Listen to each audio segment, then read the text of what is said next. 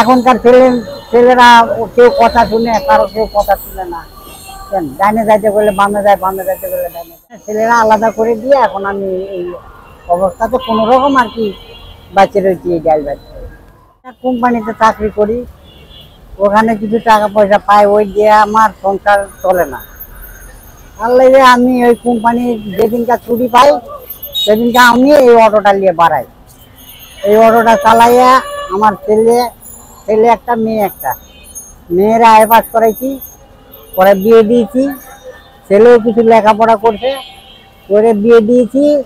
ছেলে আমার সাথে এখন থাকে না। এখন আমি নিরুপায় ভেবে আমি এই অটোটা চালাইয়া কোনো রকম ডাল ভাত খাই। হ্যাঁ, দেশের বাড়ি কোথায়? দেশের বাড়ি বগুড়া। কোম্পানিতে কত বছর যাবত আছেন? আছি 15 বছরের মতন চাকরি করছি। ছেলে আপনার সাথে থাকে না কি কারণে? ছেলে থাকে না। ছেলে এখনকার ছেলেরা কেউ কথা শুনে, কারো কেউ কথা শুনে না। ডাইনে যাইতে বললে বামে যায়, বামে যাইতে বললে ডাইনে যায়। সেই জন্য ছেলেরা আলাদা করে দিয়ে এখন আমি এই অবস্থাতে কোনো রকম আর কি বাচ্চা রয়েছি এই ডাল বাচ্চা, এই অটোটা চালাই যায়। আর কোম্পানির চাকরি যেদিন করেন, চাকরি শেষ হওয়ার পরে কখন চালান? চাকরি যখন শেষ হয়, ডিউটিটা শেষ করি, তারপরে এটা নিয়ে বাড়ায় আর কি, যাতে আমার বাজারের পয়সাটা হয়ে যায়। চলতে ফিরতে কোনো কষ্ট হয় না ঢাকা শহরে? চলতে ফিরে কষ্ট হলে তো আমার খাইয়ে দেয় বাঁচতে হবো। এখন যত কষ্ট হোক, তারপরেও আমি এই কষ্টের ভিতরে এই যাবজ্জীবন করে এই বাঁচতে চাই।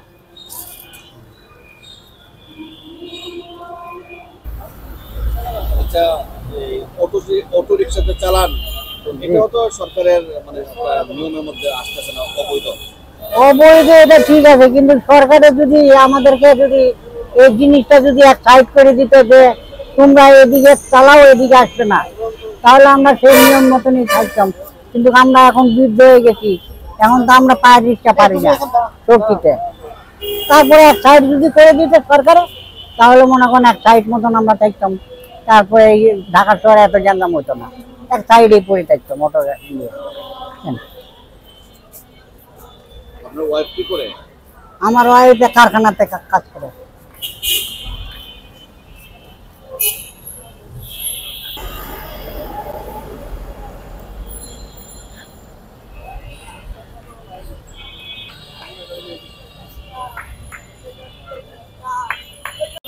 কাকা আসসালামু আলাইকুম, কেমন আছেন?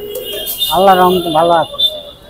আচ্ছা, আপনি মানে এই যে অটো চালাইতেছেন কিংবা আপনি কি করেন বিস্তারিত বলেন।